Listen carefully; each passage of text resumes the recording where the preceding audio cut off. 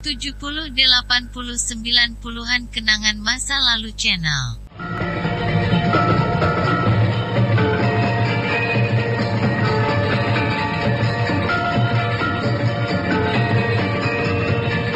Dalam seri ke-199 ini didukung oleh para pemain Wenda sebagai Kebo Anabra, Peter Pan sebagai Banyak Kabut, Nonon sebagai Ayu Pupu, Harry sebagai prajurit, Kang Iwan sebagai Ki Sugata Brahma, Ferry Fadli sebagai Arya Kamandanu, dan Asdi Suhastra pembawa cerita. Kabut tebal masih menyelimuti lereng Gunung Bromo di bagian timur. Kebo Anabrang nampak kesal sekali. Sudah 2 hari 2 malam dia dan orang-orangnya terpaksa tidak bisa berbuat apa-apa. Segala gerakan mereka terhalang oleh kabut. Malam itu pun mereka masih terpaksa menunggu. Beberapa prajurit nampak berlutut di sekitar api unggun.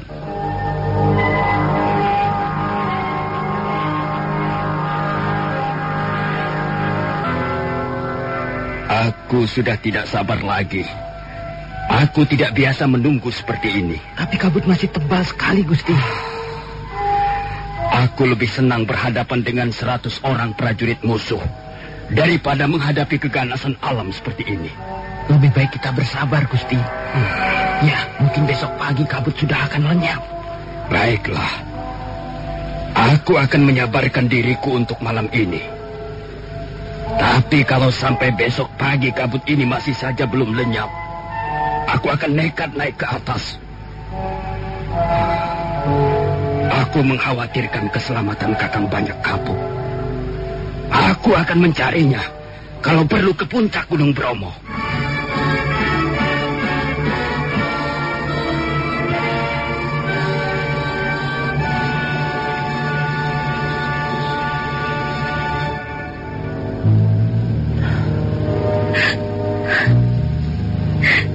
Sudahlah, Pupu. Kau tidak perlu menangis. Kau tidak perlu menyesali apa yang sudah terjadi. Aku tidak menyesal, Kakang Banyak Kabut. Lalu mengapa kau masih juga menangis? Ada 2 macam hal yang bisa membuat seorang wanita terpaksa menangis, Kakang. Pertama, jika ada gelombang penderitaan menghempas datang. Dan kedua, jika ada gelombang kebahagiaan merangkum hidupnya. Jadi sekarang ini, kau menangis karena apa? Aku menangis karena bahagia, Kakang. Aku bahagia sekali.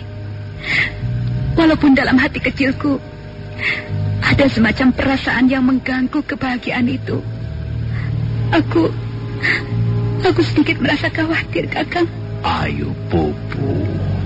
Apa yang perlu kau khawatirkan? Kakang Banyak Kabut adalah seorang pembesar negeri. Lalu? Kakang mempunyai masa depan yang kilang gemilang. Sedangkan aku adalah seorang gadis biasa, Kakang. Masa depanku adalah masa depan seorang gadis desa biasa. Aku khawatir kalau suatu saat nanti setelah Kakang kembali ke Singasari, akhirnya Kakang melupakan diriku. Itu tidak akan terjadi, Pupu. Aku bukanlah seorang laki-laki yang gampang melupakan janji. Kau seorang laki-laki, Kakang. Sedangkan aku seorang wanita. Dunia kita berlainan. Cita-cita dan khayalan kita pun berlainan, Kakang. Demikian juga hak dan kebebasan kita sebagai seorang laki-laki. Langkah-langkahmu masih cukup panjang, Kakang. Duniamu masih cukup terbentang luas. Sedangkan dunia kaum wanita hanyalah selebar telapak tangannya sendiri. Karena itu, seorang wanita tidak boleh salah melangkah. Tidak boleh keliru menentukan pilihan hatinya, Kakang. Sekali dia keliru memilih, maka tamatlah riwayatnya. Pupu, percayalah pada kesetiaanku. Ya, memang dalam waktu dekat ini mungkin aku masih disibukkan oleh urusan-urusan kenegaraan. Tapi percayalah, suatu ketika, mungkin 2 bulan atau 3 bulan lagi, aku pasti akan datang ke Tanibala. Aku akan langsung melamarmu pada Kisugata Brahma. Aku percaya, Kakang. Aku percaya. Justru karena aku percaya, maka aku telah berani menyerahkan segala milikku padamu. Pupuh, kau harus sabar menunggu. Aku akan sabar menunggu, Kakang. Sampai kapanpun, aku akan sabar dan setia menunggu kehadiranmu. Banyak kapuk dengan rasa haru menyentuh dagu Ayu Pupuh. Gadis Tanibala itu menengadahkan wajahnya. Mereka berpandangan sesaat lamanya. Mereka berpandangan dalam 1000 arti yang tidak mungkin diterjemahkan lagi dengan kata-kata. Akhirnya mereka berpelukan. Ayu Pupuh membenamkan wajahnya di dada banyak kapuk yang bidang. Kakang banyak kapuk? Rupanya hari sudah mulai terang, Pupuh. Iya, Kakang. Dan lihatlah, rupanya kabut mulai menipis, Kakang.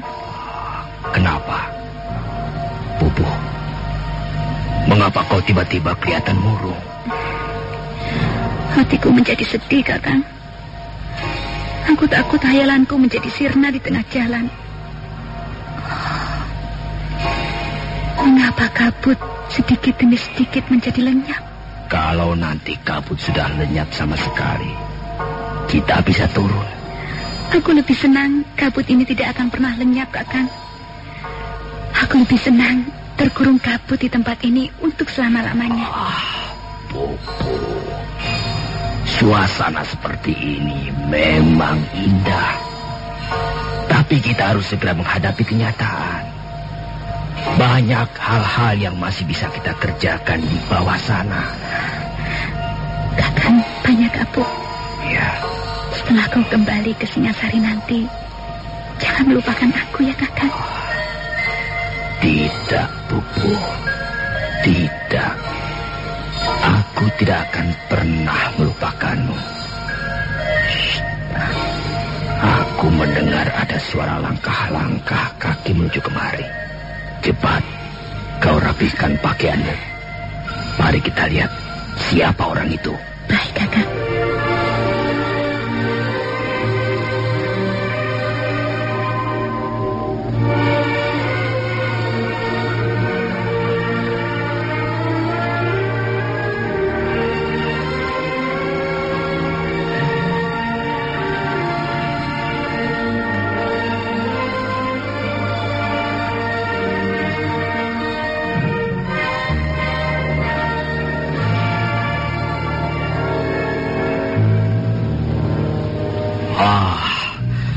Rupanya adik Kebo Anabrang yang datang. Kami sudah kesana kemari mencarimu, Kakang. Aku sangat mencemaskan keselamatanmu, Kakang Banyak Kapuk. Ya, kabut tebal tiba-tiba saja turun. Dan kami terkurung di tempat ini. Semula kami takut kau diterkam binatang buas, Kakang Banyak Kapuk. Oh, adik Kebo Anabrang. Aku seorang panglima perang kerajaan Singasari. Dan lagi, aku datang ke tempat ini untuk berburu. Mengapa harus takut? Itulah, Kakang. Rupanya bukan binatang buas yang telah menerkammu, tapi seorang bidadari cantik dari desa Tanibala. Jangan begitu, adik Kebo Anabrang. Lihatlah, Ayu Pupuh sampai merah wajahnya.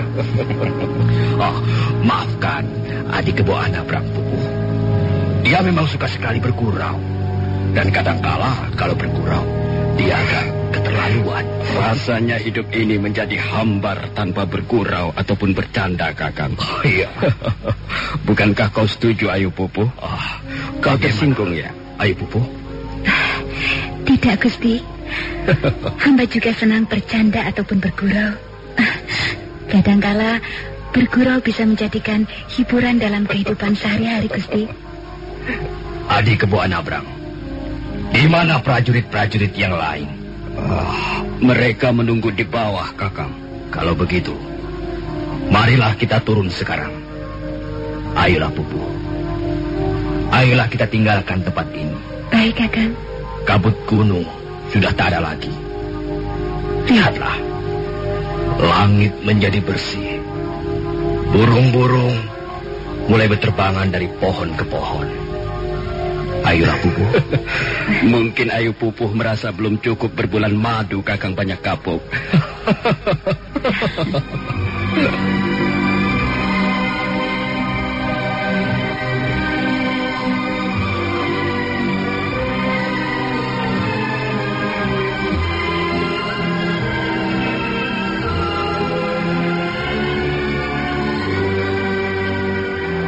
Akhirnya Ayu Pupuh dan Banyak Kapuk turun dari lereng yang cukup terjal. Mereka berjalan perlahan-lahan dan semakin jauh meninggalkan gua tempat mereka berlindung selama terkurung kabut pegunungan. Di sepanjang perjalanan, Banyak Kapuk terus-menerus bercanda sesuka hatinya. Kadangkala Ayu Pupuh menjadi malu sekali. Tapi hal itu sama sekali tidak mengganggu, bahkan justru semakin menambah semaraknya perjalanan. Ki Sugata Brahma menghentikan kisahnya tentang sejarah kehidupan Sakawuni. Untuk sesaat lamanya orang tua itu duduk terdiam. Beberapa kali dia nampak mendesah perlahan. Arya Kamandanu memberanikan dirinya untuk bertanya.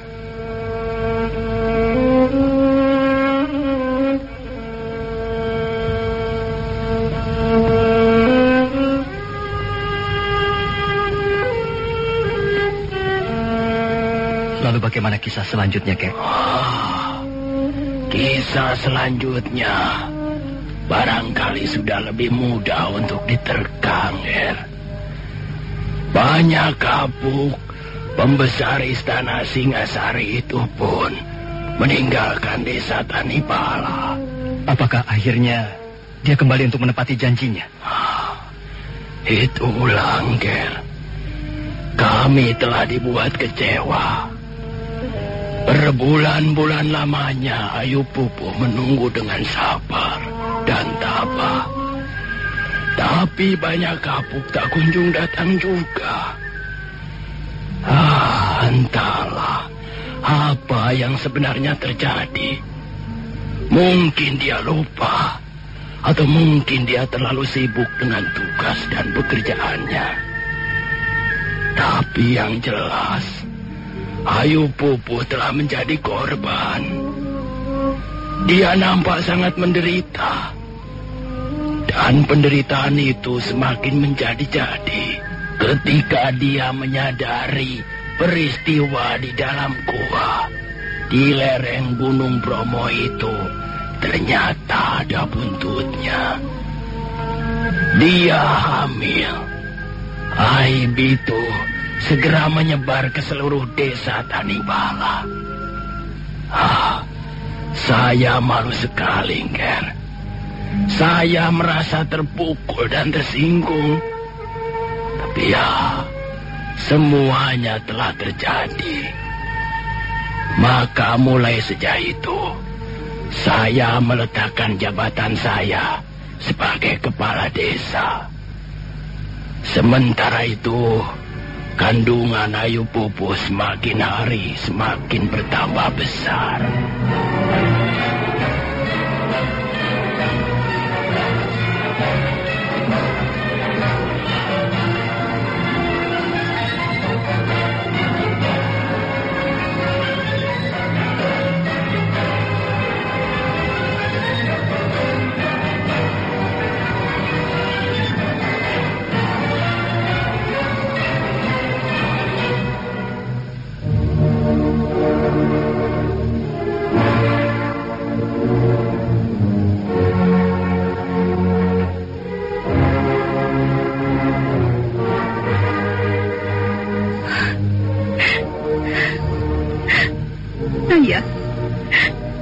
Maafkan Pupuh, Ayah. Sudahlah, anakku. Sudah. Tak ada yang perlu disesali. Semua ini sudah menjadi kehendak para dewa yang menentukan garis-garis nasib manusia. Tapi Ayah, Terpaksa ikut menanggung malu, Ayah. Ya, aku ini ayahmu. Tentu saja yang telah kau lakukan, baik itu akan membuahkan senang ataupun kesusahan, sudah sepantasnya orang tua ikut menanggung. Tak perlu kau pikirkan soal itu. Yang penting sekarang ini tubuhmu tetap sehat, dan nanti kau bisa melahirkan dengan selamat. Ayah, sakit sekali, Ayah. Perut saya sakit sekali. Aduh. Ada apa, Andu? Ada apa? Apakah sudah bulannya? Aduh, saya kira saya akan melahirkan, Ayah. Aduh. Kalau begitu, tunggu sebentar, Andu. Aduh. Kau berbaring di sini saja. Ayo, berbaring di sini. Biar Ayah akan mencari seorang dukun bayi. Jangan lama-lama, Ayah. Aduh, sakit, Ayah.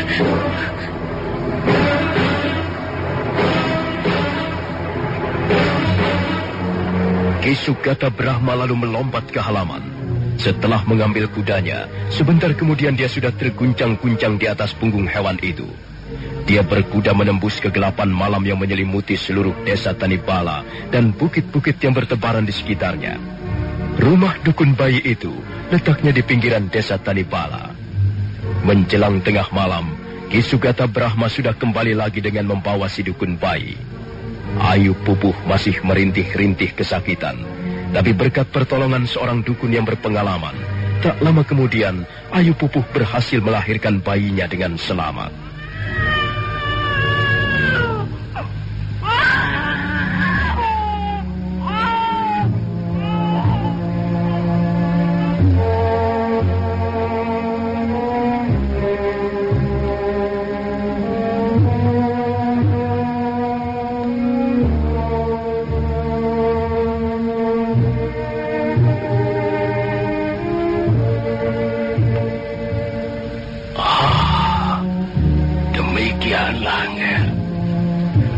Akhirnya lahirlah seorang bayi mungil perempuan.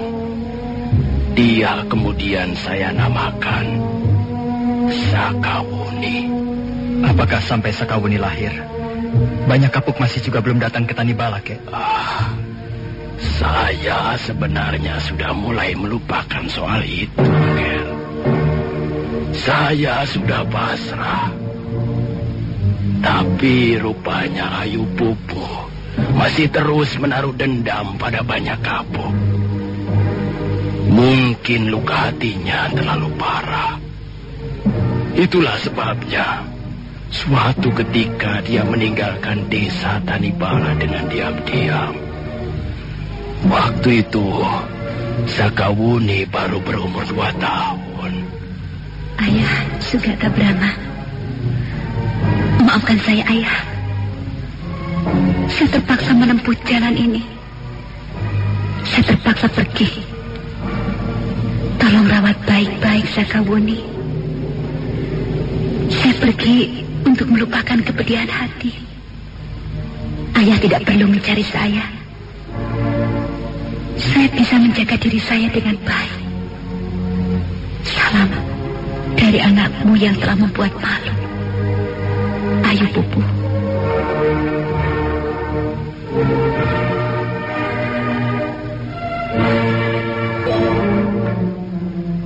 Demikianlah akhir kisah Ki Sugata Brahma. Demikianlah kisah Sakawuni, seorang gadis liar yang selama ini telah dikenal Arya Kamandanu dengan cukup baik. Sakawuni ternyata anak seorang pembesar istana Singasari yang lahir dari rahim seorang wanita desa Tanibala. Menurut penuturan Ki Sugata Brahma, kakek Sakawuni, semenjak berusia 2 tahun, Sakawuni telah ditinggalkan oleh ibunya. Ayu Pupuh mendadak pergi dari desa Tanibala, tak ketahuan rimpanya. Ayah Sugata Brahma, saya terpaksa pergi meninggalkan desa Tanibala. Saya pergi untuk melupakan kepedihan hati. Saya telah melakukan kesalahan paling besar dalam hidup saya, Ayah. Saya dan banyak kapuk telah melakukan perbuatan yang sangat tercela. Kami telah berbuat dosa.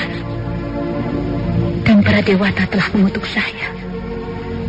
Sayalah yang terpaksa harus menanggung akibat dosa-dosa kami. Selamat tinggal, Ayah Sugata Brahma.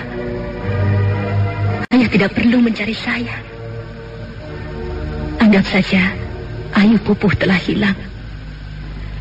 Anggap saja Ayu Pupuh tak pernah ada di muka bumi ini. Tolong rawat Sakawuni baik-baik. Saya sangat mencintai anak itu, Ayah. Tapi saya tidak bisa hidup bersamanya. Mengasuh anak itu hanya akan mengingatkan penderitaan saya. Suatu saat nanti, kalau para dewata mengabulkan, Sakawuni pasti akan menemukan saya sebagai ibunya. Salam dari putrimu yang telah membuat malu, Ayu Pupuh.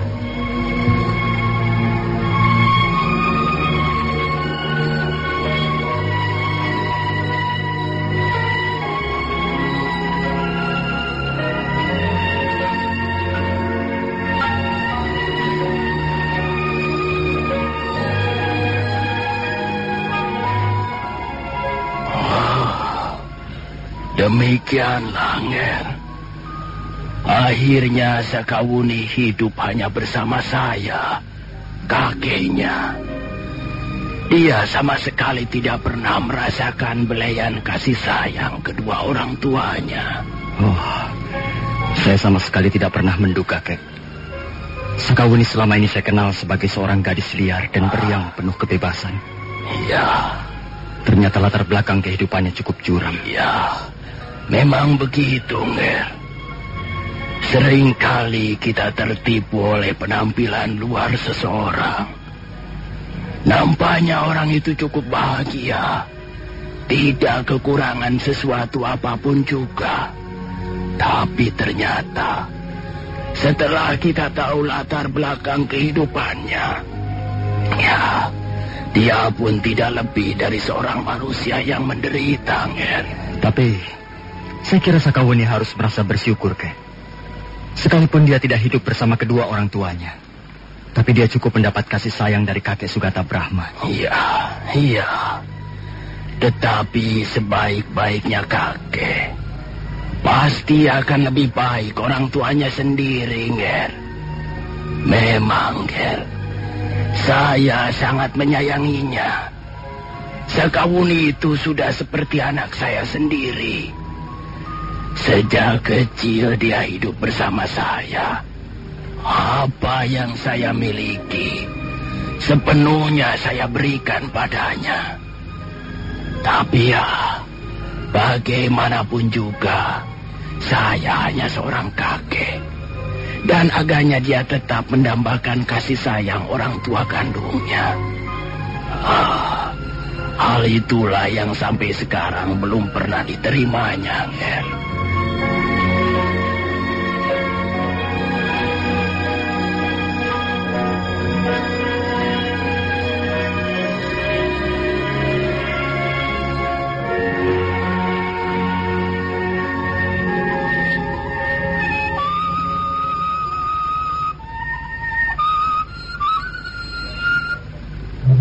Kita tinggalkan sejenak di Sugata Brahma yang sudah mengakhiri kisahnya tentang latar belakang kehidupan Sakawuni.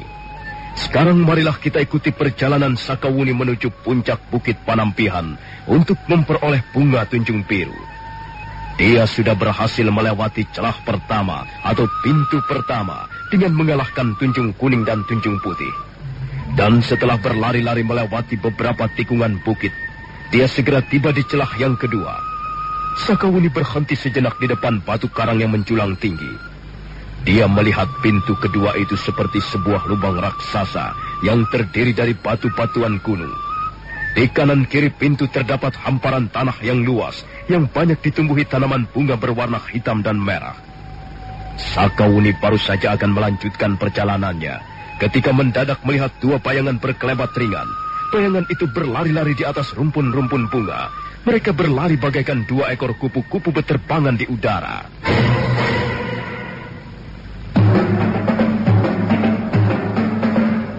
Hei, siapa kau? Berani sekali kau datang ke tempat ini. Aku datang dengan maksud baik. Kalau datang dengan maksud baik, tentulah teman-temanku, Tunjung Kuning dan Tunjung Putih, tidak akan melepaskanmu begitu saja. Mereka tentu akan mengantarkanmu sebagaimana layaknya seorang tuan rumah menerima tamunya. Aku sendiri tidak mengerti. 2 orang temanmu itu telah bersikap tidak bersahabat denganku. Mereka mencoba menghalang-halangi jalanku. Tunjung Abang, jelas orang ini bermaksud tidak baik. Kita harus berhati-hati. Siapa kau ini sebenarnya? Dan apa maksudmu datang kemari? Namaku Sakawuni. Aku datang kemari untuk menemui Dewi Tunjung Biru. Junjungan kami sedang tidak menerima tamu. Beliau sedang bersemedi. Dan kami ditugaskan agar jangan sampai ada orang datang mengganggu. Apakah teman-teman kami Tunjung Kuning dan Tunjung Putih tidak menjelaskannya padamu? Iya, mereka sudah menjelaskannya. Kalau begitu, kau pasti memaksa untuk memasuki daerah ini. Aku hanya ingin menemui Dewi Tunjung Biru. Apa salahnya? Sakawuni, kalau kau datang dengan maksud baik, kami pun akan menerima secara baik. Sudah kami katakan bahwa junjungan kami sedang tidak menerima tamu. Kalau kau ingin menemui beliau, datanglah 7 hari lagi. Ya, aku datang untuk minta bantuan. Aku mempunyai seorang sahabat yang sedang terluka parah. Aku tidak mungkin menunda keinginanku untuk bertemu dengan Dewi Tunjung Biru sekarang juga. Tunjung Ireng? Ya, Tunjung Abang. Agaknya kita terpaksa mengusir orang ini dengan kekerasan. Sakawuni, apakah kau masih tetap nekat ingin naik ke puncak Bukit Panampihan? Aku tidak ingin perjalananku yang jauh ini akhirnya akan sia-sia. Bagaimanapun juga, aku akan terus naik ke puncak Bukit Panampihan. Kalian tidak bisa menghalang-halangi aku lagi. Kalau begitu, kau harus lebih dulu mengalahkan kami. Ayo Tunjung Abang.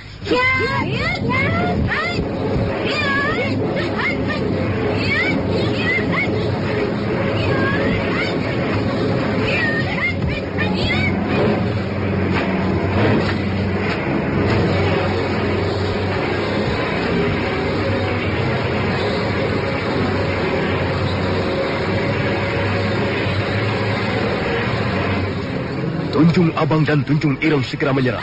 Sakawuni agak terkejut karena serangan itu datang dengan cepat dan sangat tiba-tiba. Hampir saja sodokan Tunjung Abang mengenai ulu hatinya. Tapi Sakawuni adalah seorang pendekar yang cukup berpengalaman. Dia sudah sering kali ditempa dalam pengembaraannya.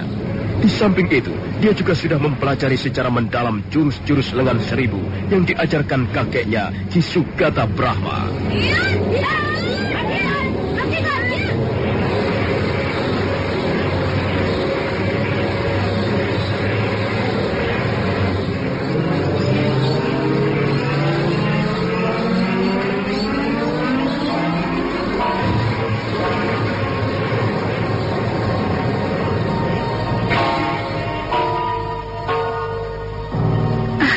Sang Dewi.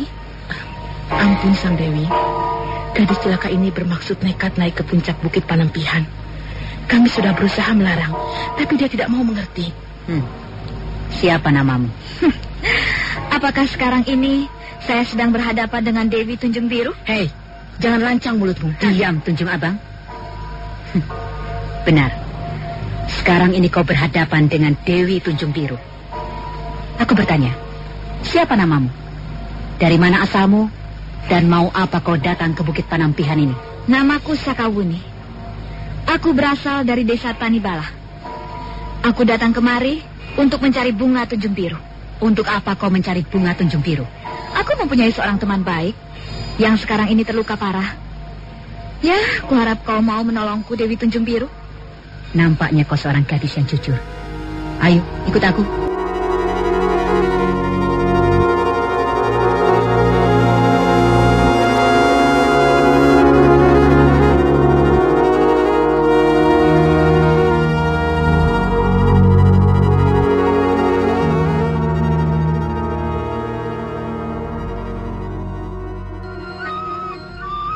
Dewi Tunjung Biru lalu melangkah meninggalkan celah pintu kedua. Sakawuni, Tunjung Abang, Tunjung Ireng, Tunjung Kuning dan Tunjung Putih berjalan mengiringi di belakangnya.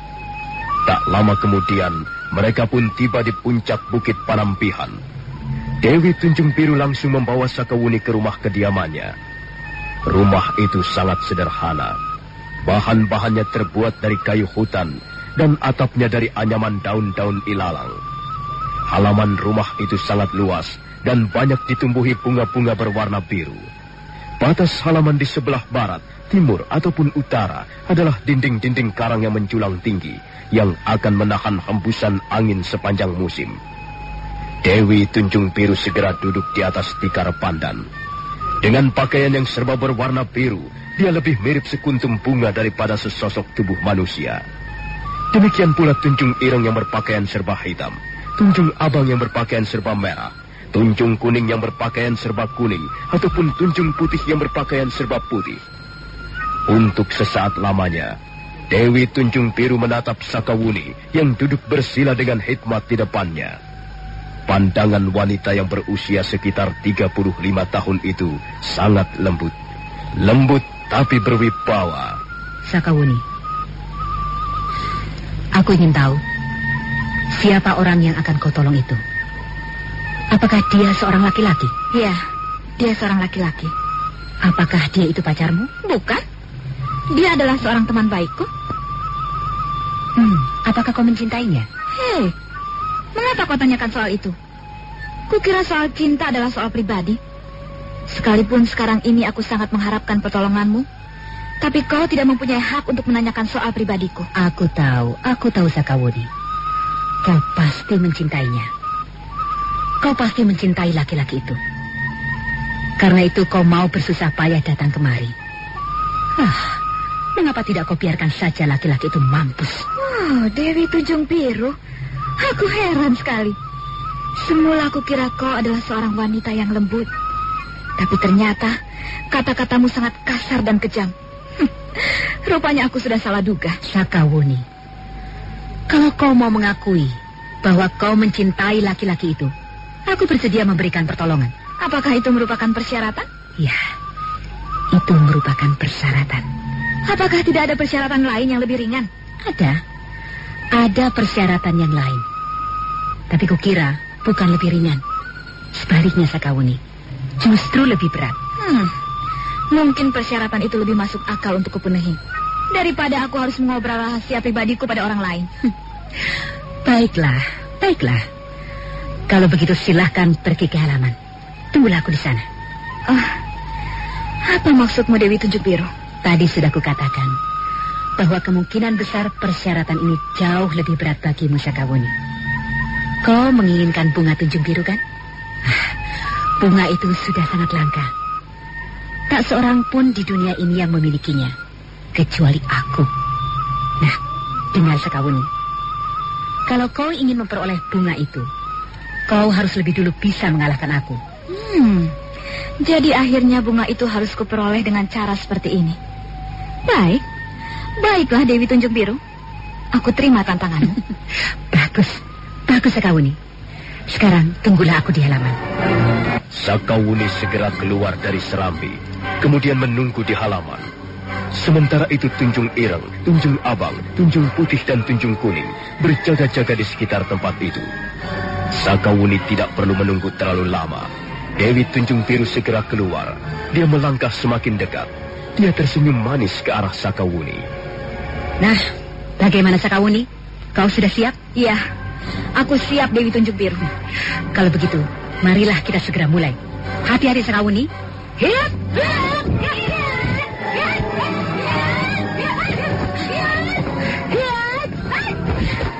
Bagus Sakawuni. Aku melihat gerakanmu cukup lincah. Rupanya kau sudah mempersiapkan diri dengan baik sebelum datang ke Bukit Panampihan ini. Apapun yang akan terjadi, kau harus menyerahkan bunga Tunjung Biru itu padaku. Jangan khawatir Sakawuni.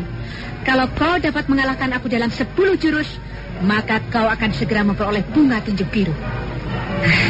Tunjung Abang, Tunjung Ireng, Tunjung Kuning dan kau Tunjung Putih, kalian berjaga-jaga di situ. Ya, Sang Dewi. Nah, Sakawuni, kini terimalah seranganku berikutnya.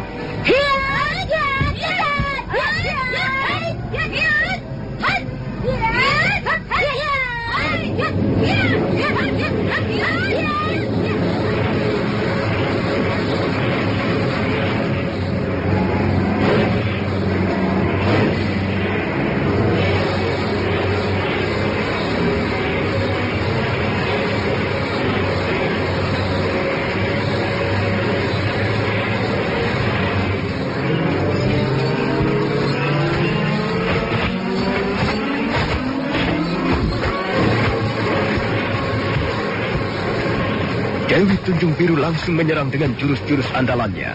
Dia sama sekali tidak memberi kesempatan Sakawuni untuk mengatur pertahanannya. Untuk sesaat lamanya, Sakawuni merasa kerepotan. Tapi menjelang jurus yang kelima, dia berhasil mengatasi kesulitannya. Dewi Tunjung Biru heran melihat jurus-jurus yang digunakan Sakawuni untuk bertahan.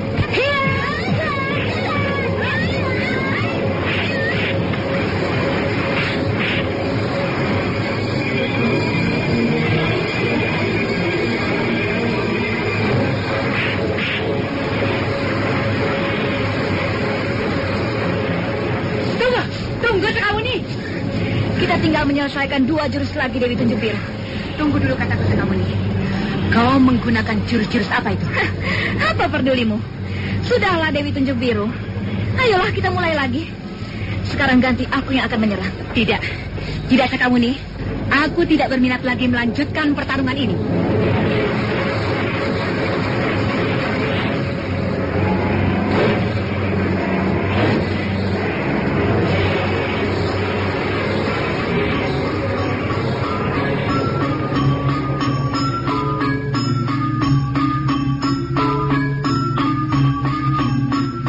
Sakawuni terkejut mendengar kata-kata Dewi Tunjung Biru. Dia tidak tahu apa yang dimaksudkan oleh penguasa Bukit Panampihan itu. Untuk sesaat lamanya, dia tidak bisa berbuat sesuatu apapun. Dia hanya memandang wajah Dewi Tunjung Biru dengan penuh tanda tanya. Dan Dewi Tunjung Biru nampaknya tidak ingin lagi melanjutkan pertarungan. Dia hanya memandang Sakawuni dengan pandangan mata sendu.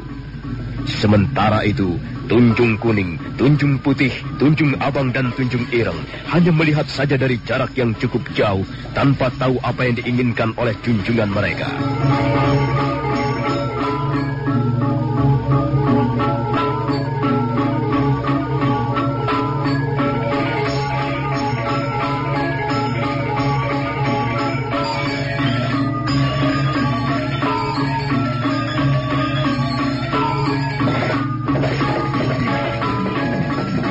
Nah, saudara pendengar, bagaimanakah kisah selanjutnya? Apakah akhirnya Sakawuni akan berhasil memperoleh bunga Tunjung Biru? Saudara pendengar, silahkan menunggu seri berikutnya. Sampai jumpa.